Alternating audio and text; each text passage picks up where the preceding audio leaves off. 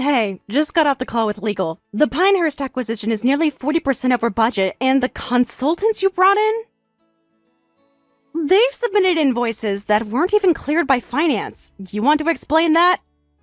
Oh my god, Vivian, are you seriously dragging me over numbers again? Can you just try, just once, to act like this is how real business works? Things evolve, numbers change. Sometimes you have to move fast and trust your gut. I'm the CEO. It's literally my job to make calls like this. Your job is to lead, not set fires and hope someone else shows up with a hose. You didn't move fast. You moved blind. You approved 2 new vendors who weren't even vetted. You promised the board a tight deal, and now I'm fielding calls asking if we're hemorrhaging cash or just asleep at the wheel. Fielding calls? You mean micromanaging? You mean running around behind me like some all-knowing watchdog who just has to be in control? You don't trust me to do anything without yanking the wheel out of my hands. Why don't you admit it? You don't want a partner, you want a puppet. A smiling figurehead you can puppeteer from behind the curtain while you call all the real shots. Don't flatter yourself. I don't need a puppet. I need a competent executive who can go 1 fiscal quarter without sending us into damage control. You throw money at things like it's monopoly cash and sign contracts because someone shook your hand and told you they had momentum. You didn't even read the liability clause, did you? You know what? I'm sorry I don't read every line of every document like a paranoid librarian. I make moves, Vivian. I take risks. That's why I'm in this seat. I don't need to run my every decision past your desk like I'm begging for permission to tie my own shoes. You're in that seat because I let you sit there. Because I knew the board needed a face that could sell, and you knew how to smile in a suit. But that was the deal, Richard. I run the operations. You do the ribbon cuttings. And somewhere along the line, you started believing the illusion. Illusion? You're unbelievable. Do you even hear yourself? You talk like I'm some idiot you picked up off the street and trained to look pretty for shareholders. I built this brand with you. I've made hard calls, risky bets, visionary decisions that you never would have had the guts to make.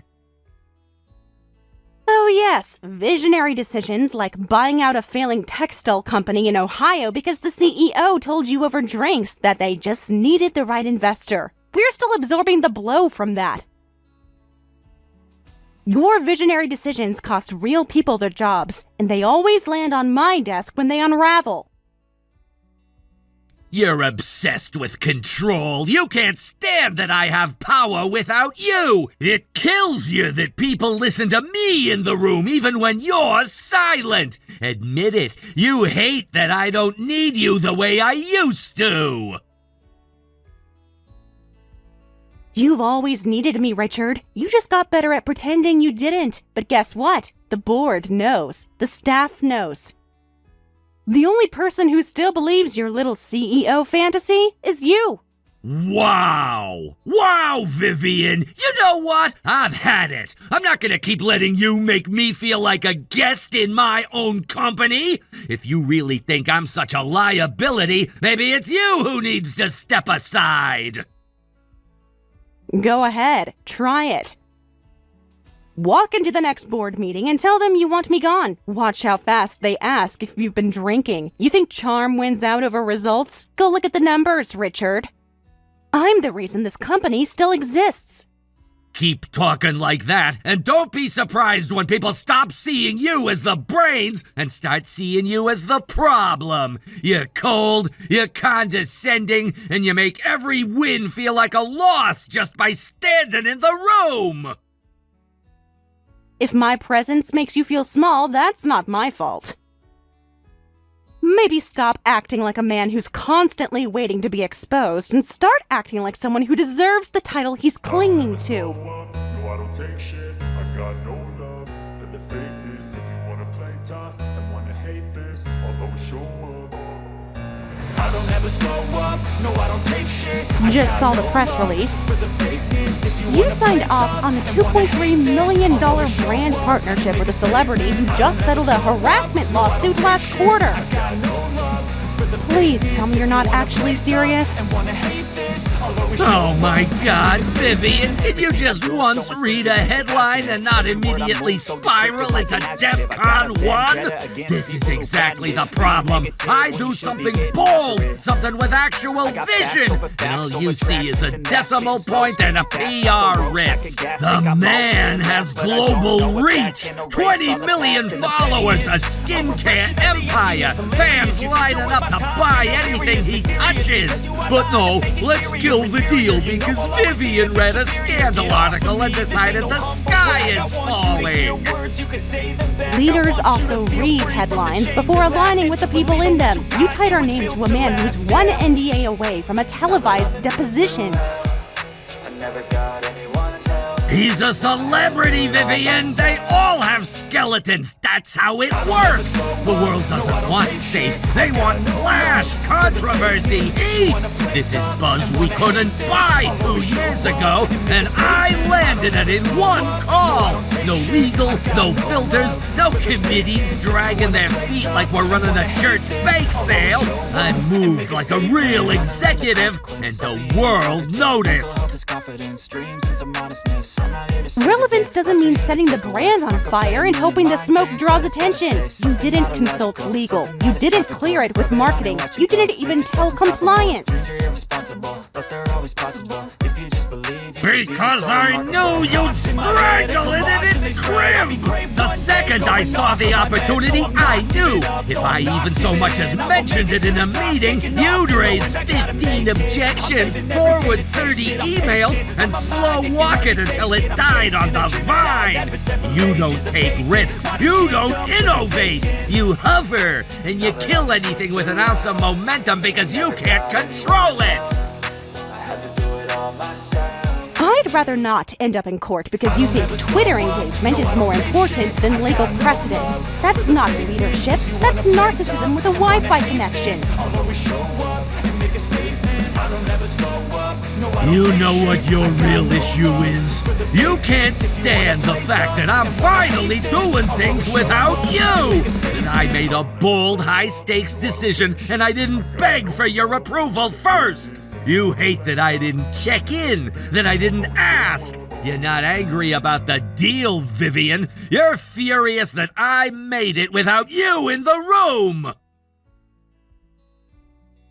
No, I'm furious that you made it public without even checking if it could bankrupt us. I'm furious that once again I have to play janitor for your fireworks show. This whole company has been stuck in a coma since you wrapped it in red tape and called it strategy. You think I don't see it? People walk on eggshells around you. They triple check every sentence before they speak. You don't run this place. You haunt it. And you don't lead it. You perform for it. Like a child playing dress up in his father's suit and calling it legacy.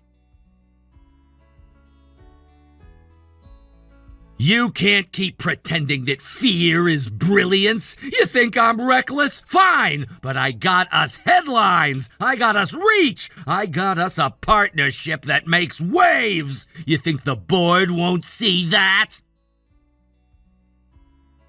I think the board will see $2.3 million spent without oversight, without counsel, and without a shred of due diligence. And then they'll see the lawsuit fallout and the apology tour, and they'll ask who the hell signed it.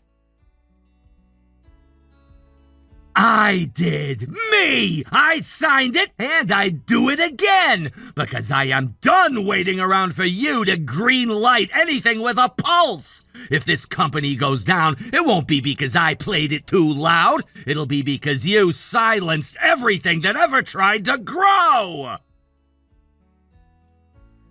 Then I hope you're ready to give that same speech to legal, compliance, PR, and every shareholder who calls me asking what exactly was going through your head.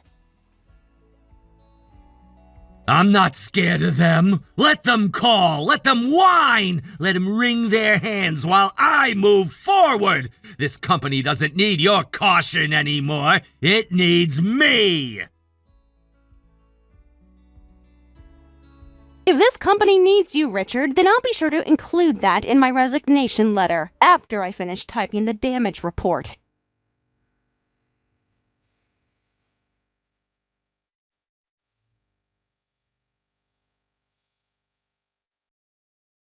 Just opened the org chart update. I assume I'm not hallucinating the part where a woman named Tessa Monroe is now listed as Director of Strategic Growth? Not hallucinating. She's brilliant, young, and hungry. Exactly what this place has been missing. I made the call boldly, decisively, like a real leader. You made the call? To place someone I've never heard of into a six-figure executive role without so much as an introduction? You say that like I committed a crime. I saw potential and I acted. That's what visionaries do. They recognize talent before the rest of the world catches on. You want to sit around and wait for board approval? Be my guest. But I'm not asking permission to move this company forward anymore. She's got a startup background, and yet there's no LinkedIn profile, no articles, no business history. I looked. Her name doesn't even show up on any formal documentation. Why are you digging into this like she's under criminal investigation?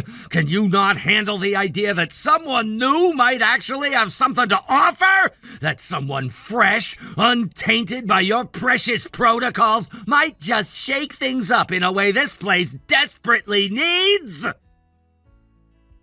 Who is she, Richard? And why did you sneak this through while I was in meetings?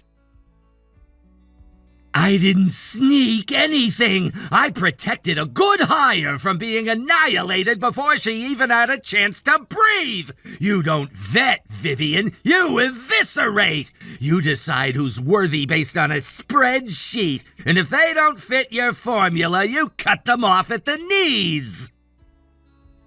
I ask questions, and when someone lands a senior role out of nowhere with no credentials, yes, I ask more than one. You didn't even talk to her, and you've already decided she's a mistake. That's what you do. You punish initiative unless it's your own. Tessa is intuitive, fast-thinking, and adaptable. That terrifies you, doesn't it? You want to know what terrifies me? You handing out titles like party favors to candidates who've never led a team, built a budget, or managed anything more complicated than a lunch order. And what terrifies me is how frozen this place has become under your reign. Every decision a battle, every new idea a trial by fire. You've turned this company into a mausoleum, polished and quiet and slowly decaying under your immaculate control. If that's how you see it, maybe you should ask why I'm the one the board calls when your vision starts bleeding red ink. Because they're afraid of you, just like everyone else! You wield control like a sword and call it structure. I brought in someone who isn't afraid. Someone who looks at this company and sees possibility, not limitations. And that drives you up the wall. What drives me up the wall is being shut out of decisions that affect our future, and watching you fall for a resume that wouldn't pass a high school internship screen. Admit it. You can't stand that she's young, that she's fearless, that she listens to me. You saw one bright, confident woman you didn't personally approve, and you immediately went into attack mode. I didn't say a word about her appearance, but the fact that you went there on your own speaks volumes. Don't twist this into something it's not. You're not angry because of ethics. You're angry because I didn't run it by you. Because I broke the sacred order of Vivian decides all. Well, newsflash, I don't work for ya. No, you don't. You work with me, and when you cut me out, when you lie by omission, when you elevate someone with no experience into a critical role just because you're chasing some fantasy of being a kingmaker, that's when this stops being a partnership.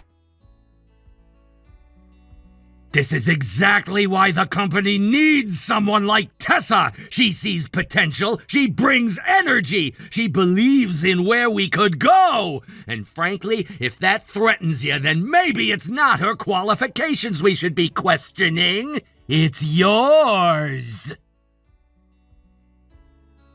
If she stumbles, Richard, she won't be the one they come after. They'll come for the person who put her there, and I hope, for your sake, she's half as sharp as the story you've told yourself about her. She's staying. That's the end of it. If you can't handle change, maybe you're the one who's out of step. And if you think you can scare her off like everyone else, good luck. Oh, Richard, I'm not trying to scare her. I'm just watching, and I don't miss a thing.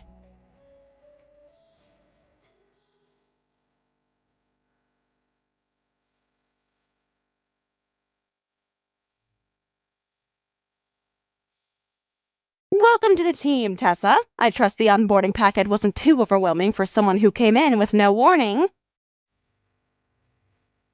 Not at all. I've worked with worse systems and tighter timelines, and honestly, I was expecting more chaos based on the rumors.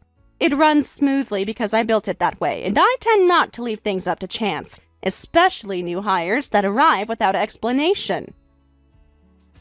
If this is just about my title, then let's just say I didn't beg for it, Vivian. Richard offered, and I said yes because I know I can handle what comes with it. What comes with it is accountability, and when someone lands a leadership role without a visible record, yes, I ask questions. I don't have a PR-polished resume or decades of corporate awards, but that doesn't mean I haven't led, solved, or built. I've just done it without the press releases. That might impress Richard, but it doesn't change the fact that no one here knows what you're capable of, or if you can survive a single quarter under pressure. Then give me the quarter, Vivian. I'll show you results instead of defending my seat to someone who clearly doesn't think I belong in it. I haven't decided anything yet, Tessa, but you're making it difficult not to notice how fast you go on the defensive the moment I ask anything substantial.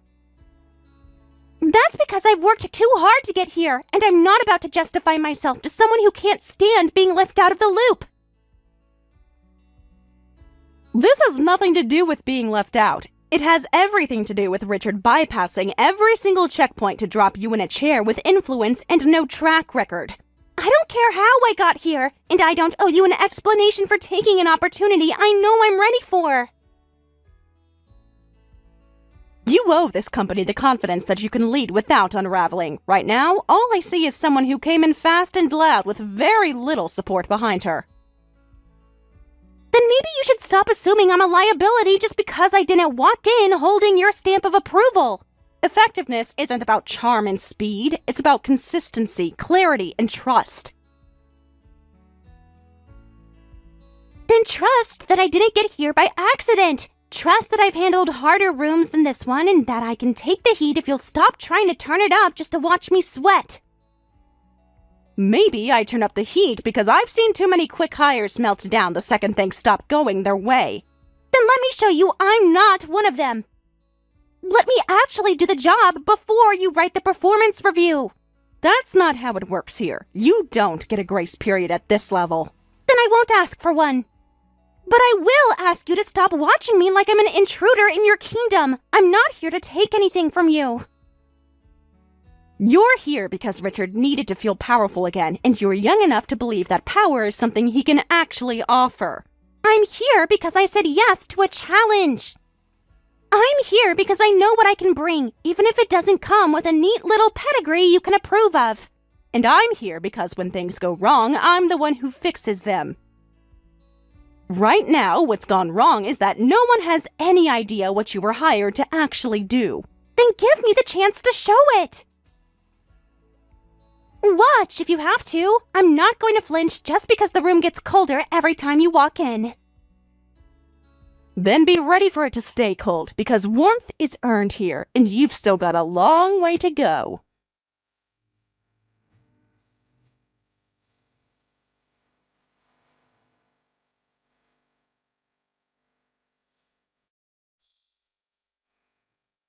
She's circling me like I'm a virus in her bloodstream. If she gets any colder, I'm going to need gloves just to walk past her office. That means it's working! Vivian only acts like that when she feels the ground shift under her feet. She knows something's changed. What changed is you threw me into a fire pit and told me to smile while she checked for burn marks. I told you it would be difficult. I told you she'd fight it, but I also told you I'd protect you, and I meant that. Protect me? Richard, you're not even returning my emails during the day.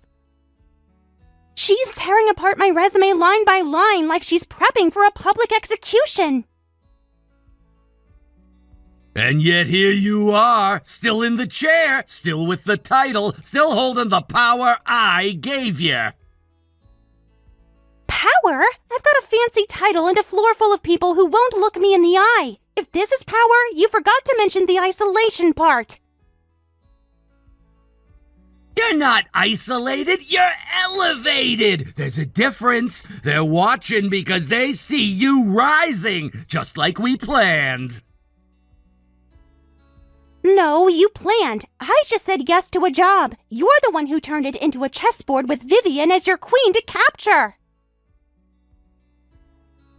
Don't pretend you didn't know what this was. You walked into this with your eyes wide open. You wanted a way out of the grind, a real seat at the table. I gave you that. I wanted an opportunity. You offered a takeover. That's not the same thing. Maybe not, but let's not rewrite history. You didn't exactly hesitate when I told you what was on the table. You liked the idea of a leap, and now you're flying. I'm falling, Richard. She's not budging. She's still got the board. She's still got the trust. And the more you pull strings behind her back, the more they look to her when things get shaky. That's temporary. I'm playing a longer game. One shakeup, one more misstep on her end, and I step in, calm, collected, with a clean alternative already in place. You! That was never part of the deal. I signed on for strategy meetings and a chance to prove myself, not a corporate coup. And definitely not the marriage talk you started dropping like it's just the next step in a business plan. You think I don't see the way they look at us when we walk into a room? You light it up! You walk in like you belong there because you do! And when the smoke clears, no one's going to question why you're standing at the top! They're already questioning it, Richard. And if this all falls apart, I'm the one they'll burn first. You're not gonna fall. You're gonna rise because I put you there and because I'm not letting her make me small anymore. Then say it. Say it's not about vision or growth or innovation. Say it's about her. Say it's always been about her. You want me to say it? Fine! It's always been about her! About how she looks at me like I'm an idiot, like I'm a placeholder, like this company survived in spite of me instead of because of me! And maybe she's wrong about that, but dragging me into your war with her isn't how you prove it. This isn't a war, it's a correction, and when it's done, they'll finally see who I really am! I don't know, Richard. Are you really certain that this is going to work? I know it is. The board is meeting tomorrow morning. They're gonna fire that useless little desk jockey, Vivian, and then the company will be all mine. Okay, I guess we'll see.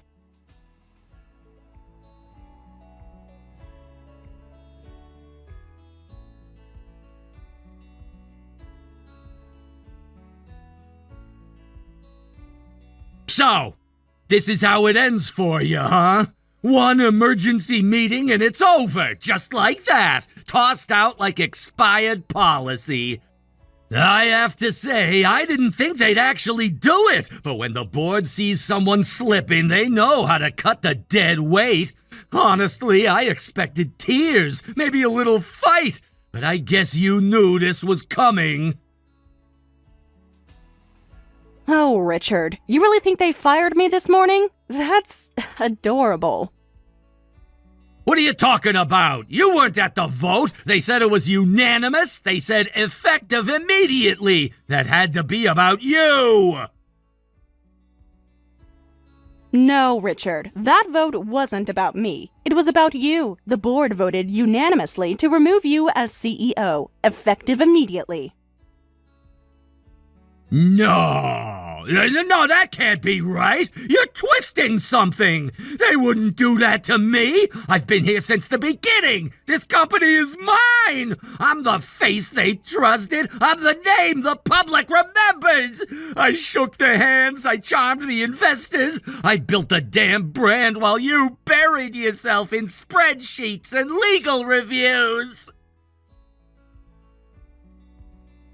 And while you were playing spokesperson, I was building the foundation, the one you tried to rip out from under me with a smile and a forged contract. You think I wanted to push you out? You think that was the plan? You were smothering this company, Vivian. You turned it into a checklist, a tomb. You sucked the air out of every idea before it had a chance to breathe. You were holding me back. You were holding us back. I had to do something. I had to try. The company needed change, and I needed space to finally be seen for what I actually bring to the table. What you bring to the table, Richard, is a printed-out fantasy you accidentally sent to the one person smart enough to read it. I wasn't trying to erase you. I was trying to make room for myself. You act like I'm the villain, but all I ever wanted was a chance to lead without being micromanaged, to breathe without being audited every second of every day. You took every decision, every move, every breath, and turned it into something I had to ask for permission to do. I needed someone who saw me, who believed in me without conditions, without corrections. Tessa gave me that. And maybe I got carried away. Maybe I went too far. But I wasn't trying to destroy you. I was trying to save myself. By removing me, by replacing me, by drafting a clause that tied her promotion to your personal timeline. And then printing it in full color, double-sided, on my printer with your file name stamped across the top like a confession. That wasn't the final version! That was just a draft! It was enough. And when the board saw it, along with the fake approvals, the backdated revisions, and the IP trail from your assistant's desktop, they didn't hesitate. They removed you, and while they were at it, they made something else official. I've been named CEO. It was a unanimous decision. What? No! That can't be! You can't do this to me, Vivian! You can't just take everything! The company, the title, the team! We built this together! You don't get to decide that I'm no longer part of it! I didn't decide anything, Richard. You made the choice the moment you tried to write me out of the future. All I did was show the board the proof. You did the rest. Please, please don't let this be how it ends. I'll step back, I'll advise, I'll take a reduced title, no public-facing role, whatever you want. Just let me stay connected to it. Let me stay close to something I helped create. You didn't create this, Richard. You coasted on it. And when it no longer served your ego, you tried to sabotage the one person still holding it together. Then don't do it for me! Do it for the legacy! For what we were! For what we could have still been! We were a partnership, Richard, one you tried to dissolve without ever saying the words. And since we're speaking of dissolution, I filed for divorce this morning. You'll be served by Friday. You're divorcing me? After all these years? Over this?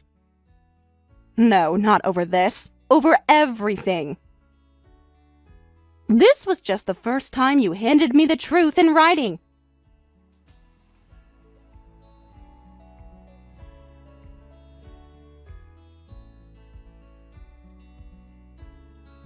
I wasn't sure what I'd get when I messaged you. Maybe some half-baked apology. Maybe a PR-friendly explanation you rehearsed with a mirror.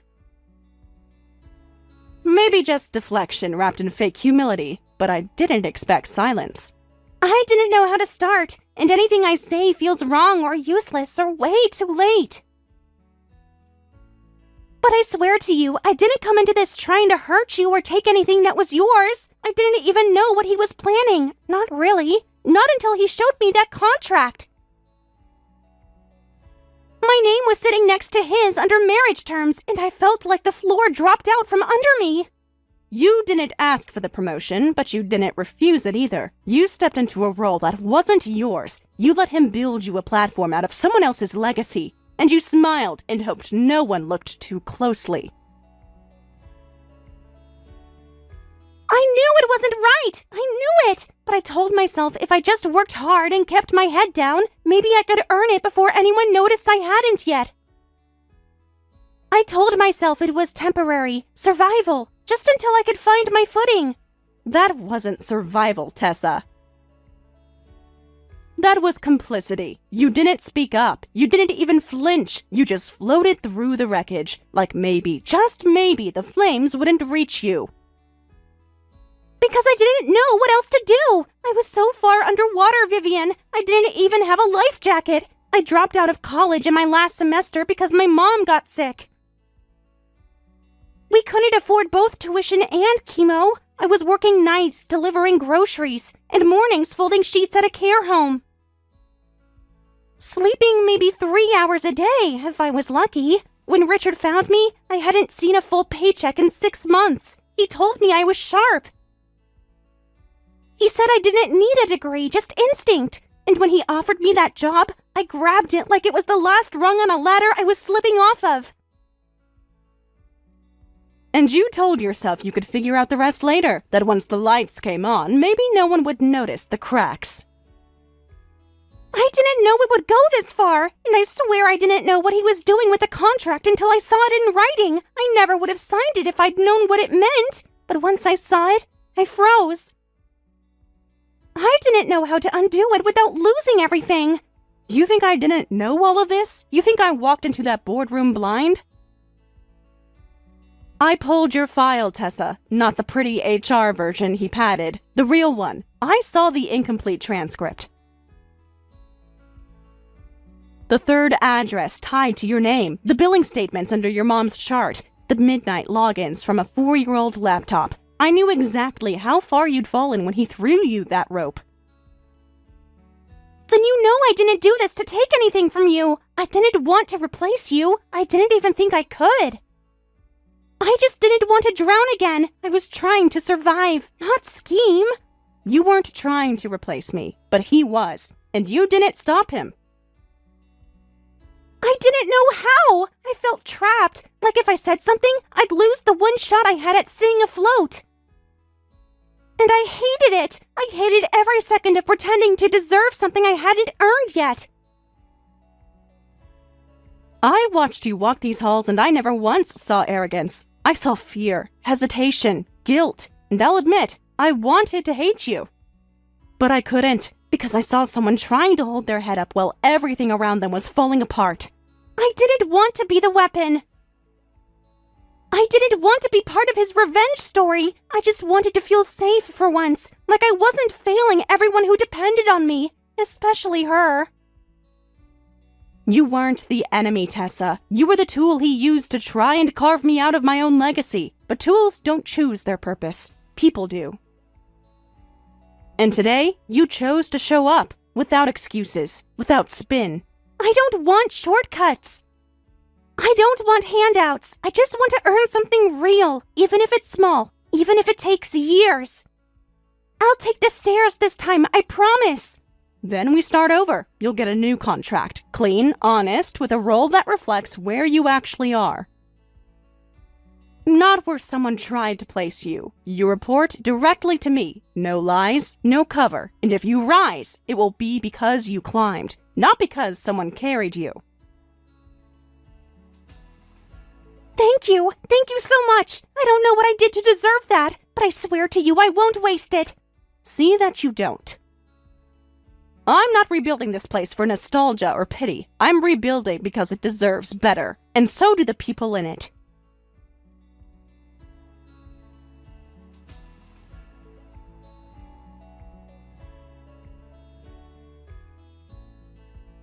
After the board fired Richard, he spent the next few weeks blasting out long emails to investors who stopped reading after the first sentence. He tried to convince anyone who would listen that this was all some coordinated takedown and that I had manipulated the board behind closed doors. What actually happened was simple. They looked at the numbers, the forged approvals, the trail of bad decisions he left behind, and they voted him out. By the end of the month, his name was off the website, his badge deactivated, and the company was finally moving forward without him dragging it backward. Tessa stayed, not because I gave her permission, but because she asked to stay and start from the bottom. If she climbs back up, it'll be without favors, without protection, and without pretending she earned what she hadn't. She has a lot to learn, but at least now she knows it. The board doesn't mention Richard anymore. They bring me questions, they expect real answers, and no one has to whisper about who's actually in charge. My only regret is not making this move sooner.